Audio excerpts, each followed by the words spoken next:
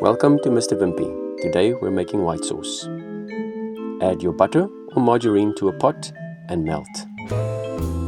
Then add your flour all at once and combine properly. You have a paste. Now it's back to the stove just until it starts to boil, and we take it off immediately again. Now we're going to add a little bit of milk at a time. It's important, if you add all the milk at once, it will have lumps. Don't worry if it takes a while. Just combine the milk every time.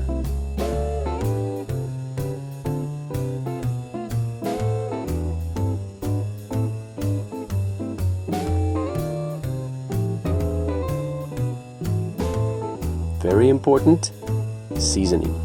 Add your salt and pepper.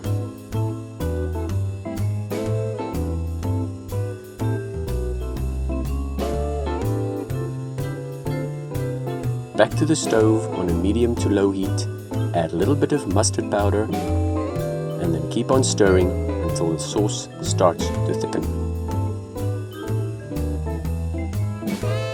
When it starts to boil lightly, keep it boiling just for a minute or two to cook through the flour. And there you have it. You have a white sauce. Add some cheese and you turn it into a cheese sauce. 2 sauces in one. Now it's ready to use.